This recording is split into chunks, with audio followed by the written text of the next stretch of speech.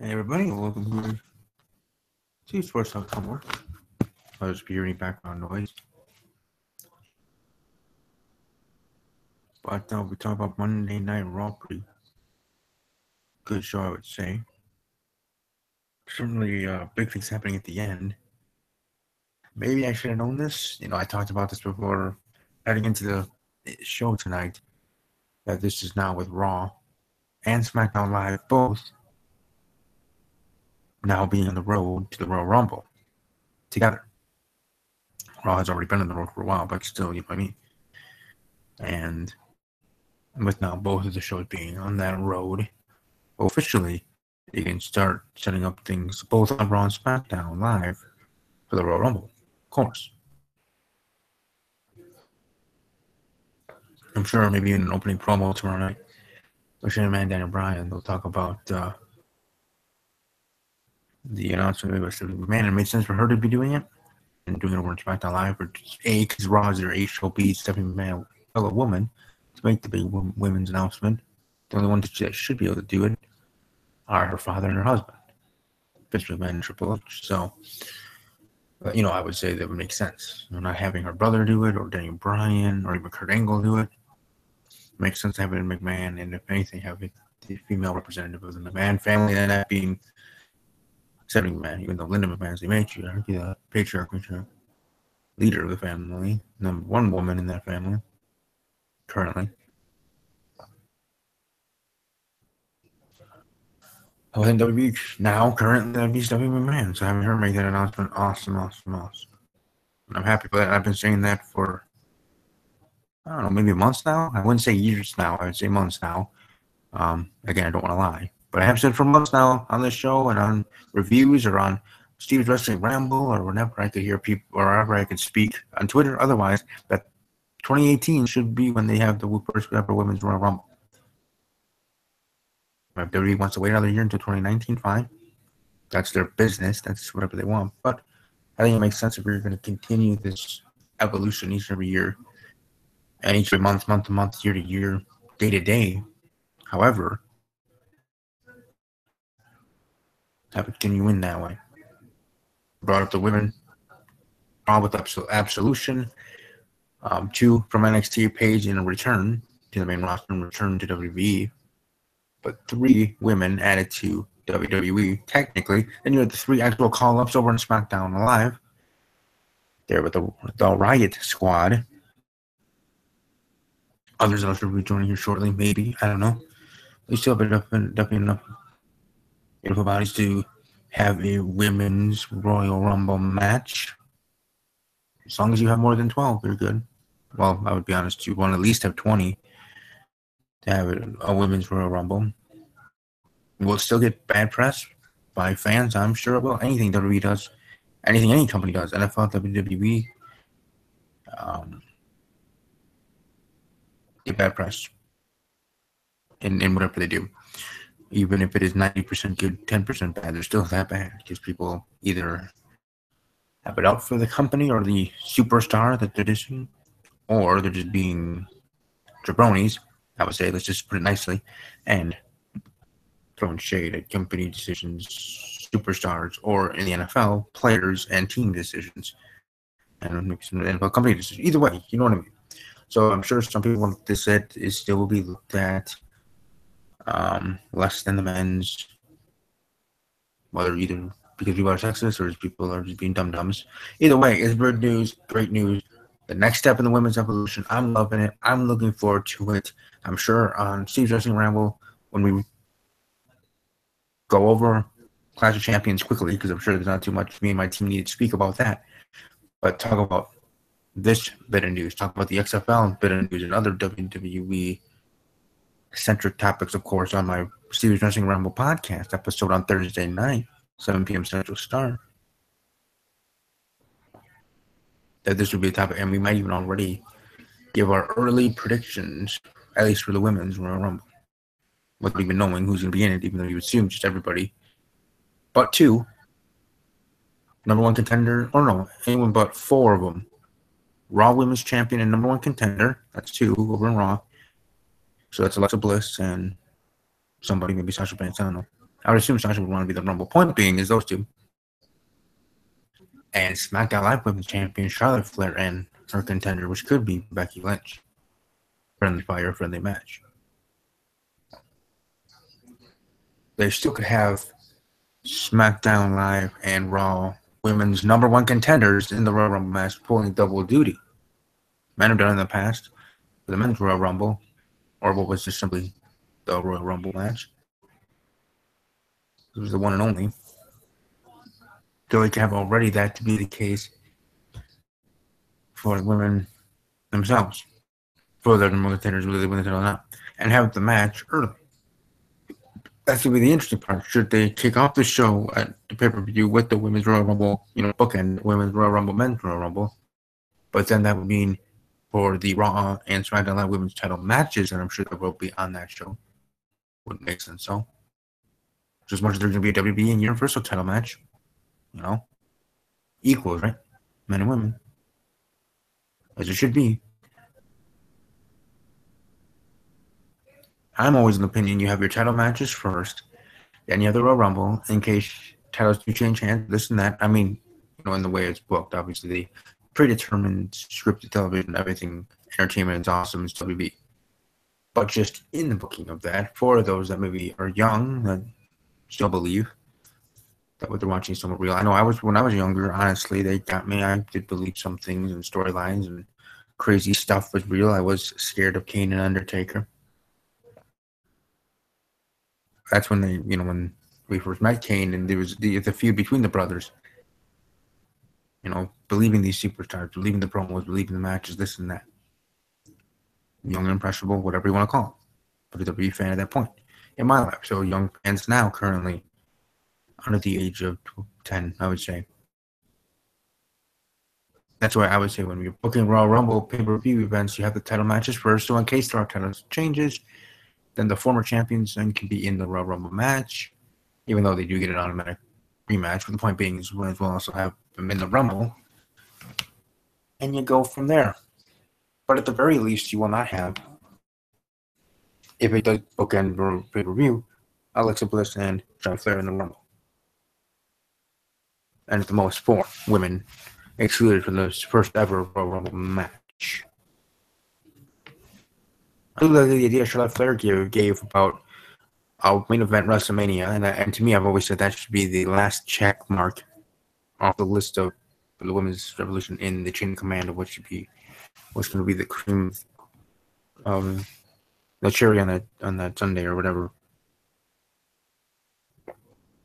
And Charlotte said that we should have all the women in the match, because all the women in their own way earned it and helped. We should love it. And it actually happened. So yes, I know I talked a lot about that, but that was being really the biggest thing. And without that happening, really, Raw was not as grand. I mean, if I voted in my poll that I do Raw and SmackDown Live Insta polls, it's already up. And the 4, as they always are, great, good, okay, or terrible, that you can vote there at WWE_podcast. And there's at WWE_podcast. The Twitter handle that is linked with my account here on YouTube is my personal one. So welcome to follow me there as well if you care to read the bios. I mean, people should read people's bios. Maybe you might learn something. I don't mean to mine. I mean just in general, whether it's a celebrity or a friend or person, whatever. Some are funny, some are interesting, some are serious, some are like a quick LinkedIn profile there on some people's, some professionals. But mine, I don't know, they're simple, and they do have the link to the channel, even though if you're watching this video, you're already here at the channel. But you know what I mean. For those who find me on the Twitter. So I apologize and don't apologize that I'm talking about the main event first, because the biggest thing. And like I said, if I voted in my own poll about Monday Night Raw, I probably would say this show was okay.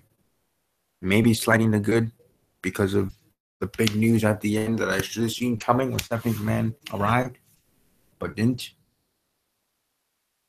And I also kind of found it kind of funny. Maybe not funny, but just something nitpicking maybe.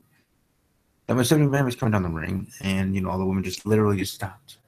Again, we know this is scripted and gave baby storylines and everything, even though backstage there are some arguments and actual fights that have happened. My point being is, it was just weird and interesting and awkward and entertaining and interesting and awkward and entertaining and all that. That when they all stopped and Stephanie McMahon was coming down the ring, she that theme song and playing, obviously, she deserved it. That when they're all stopping, you would think all of them that are mad and attacking and getting back at Absolution would either throw them out of the ring or push them to the side, even like, because you're still, you're still on the show, you're still live on television. This isn't just a after cameras are off, them kind of can be themselves more whatever things.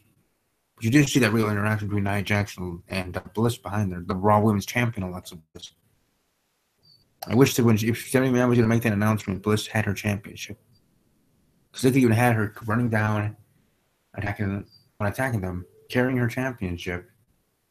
I know at the moment I think that was weird and dumb, but in the aftermath now, what happened there with Stephanie McMahon, I think that should have been happened.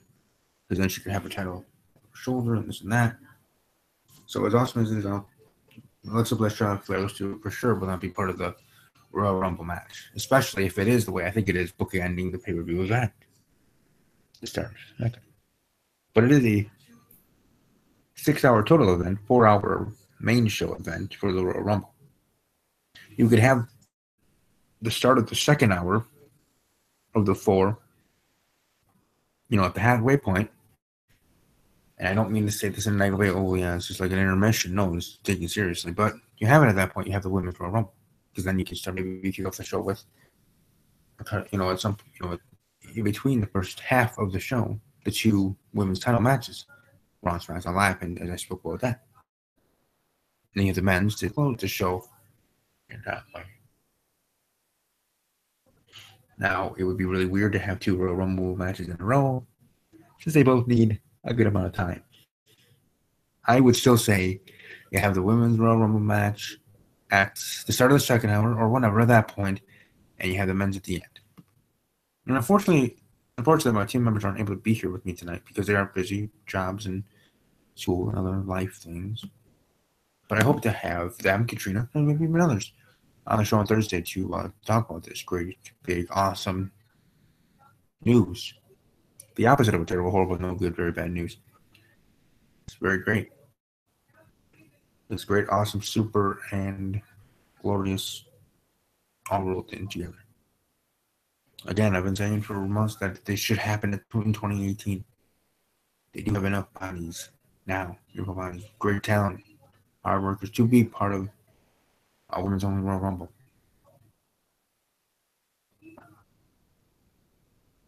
As a fan, individually, and I don't care if only 10 people watch this video or 200 million people watch this video.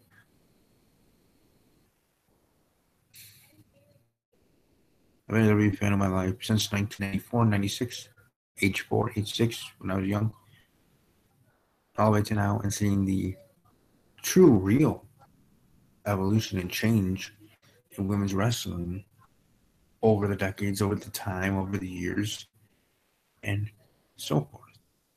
Now, as a kid, younger, growing up, whatever, did I enjoy the women, the way they were used then? Honestly, and to be quite honest, I was.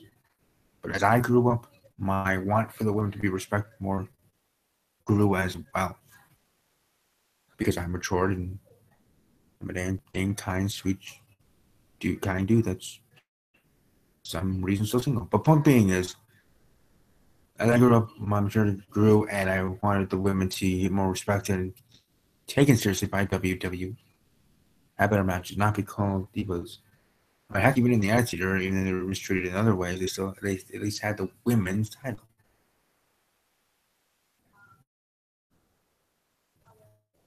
Exactly.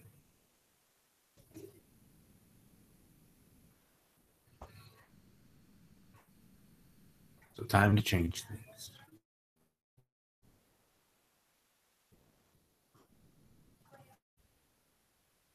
But yeah, I don't know. My point is, I'm so proud of them. So proud of the women's division. So proud of WWE in a sense, because they're the one making this decision. Have made decisions. Have had the first ever women's Hell in the Cell match.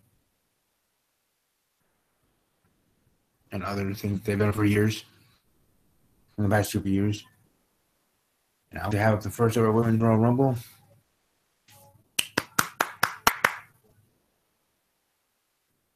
Not a golf clap, a real clap. Because of that. So I thank first and foremost Stephanie McMahon. And as well, obviously Triple H, Vince McMahon, the WWE in general, for this to be the truth. And this to be reality for the women's division. And I'm saying this as a strict male guy that in the past, obviously, I've justified women otherwise. And I apologize, but it's still being. Point being is, as I am rambling here on my Raw review, point is, I'm proud, I'm happy, and I look forward to the first ever Women's Royal Rumble in January. To be quite honest, the big fan that I am, I wish I could be there for that Royal Rumble. I hope to be at a Royal Rumble event for my life, period, just as much as I'm hoping to be at WrestleMania. But the first ever Women's Royal Rumble, to see that live, just as much as to see the Men's Royal Rumble, because all the probably returns and surprises and Hall of Famers that might show up. I mean, heck, you could even have that for the first ever Women's. That's how you add bodies. Like sometimes they do that in the men's. Heck, they do that every year for adding people. Can't use it otherwise.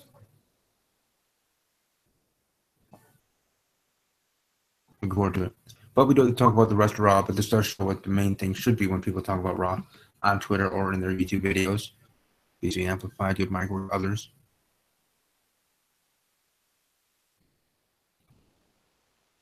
Okay, Matt Hardy presents the battlefield for the Great War. That was entertaining. All right. Raw Team Champions Cesaro and Sheamus and Samoa Joe defeat the Ambrose, Seth Rollins, and Jason Jordan. Ambrose is injured, so that's going to be interesting to see where that moves forward. It's really, to me, everything is interesting. Also defeating Alicia Fox 1-on-1.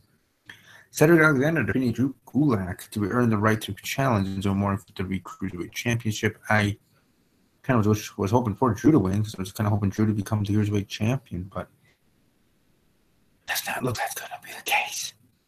So we move on forward there. Finn Balor and Hideo Itami defeat the Miz Taraj.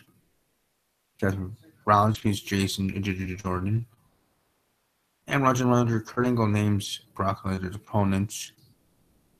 opponent for the Royal Rumble, because Kurt Angle declared that Brock will be fighting against both Strowman and Kane in a triple threat match for the WWE Universal Championship.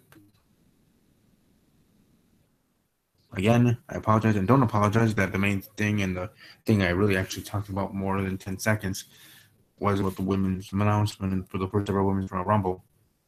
I even changed the name of this episode to that. About that, Stephanie announcing that major thing. Obviously, I wish, as a fan that I've been for so long, wish I could be there in Philadelphia. I believe it's going to be it for the Royal Rumble in Pennsylvania. Kurt Angle going back to his home state, maybe not his hometown, but home state, Pennsylvania. But honestly, sincerely, from the bottom of my heart, I'm so proud of WWE for this announcement individually. I mean, obviously, I'm happy and glad with the whole women's evolution revolution, whether some people think it's just a ploy and wool over people's eyes and a bunch of BS. No, I think it's real. If it wasn't, then they got me. But I think it's legitimate. I think it's authentic. And I thank you, Stephanie McMahon, individually, as a woman representative of the McMahon family and of WWE. You know, the credit for this change happening. So, yeah, welcome to the Kingdom. Well, welcome to the permanent change and revolution of the women's division and women's wrestling WWE. Again, I wish I could be there late January, but it won't be the case. But watch it live, and I'll be proud. Honestly, it feels like It's like that weird feeling, even though I'm not a father, I don't have kids yet. Like a proper moment thing. It's like WB being my child, and seeing it grow and change, and this specifically being the women's division. I know this kind of analogy sounds weird, but it's just how I feel. Like I'm so proud and happy about it. And I'm more so proud and happy about this announcement for the first ever Women's Royal Rumble, even more so then. And even though I was proud and happy then too, with the other first already happening, that started way back with changing the title from Divas title, that butterfly belt, to the women's title, and that stuff. Now Raw and SmackDown women's titles was still women's title, and that badass look to those championships. For loose down pieces. But this moment, even above those, so far the crowning achievement. Now the crowning achievement will be main eventing WrestleMania.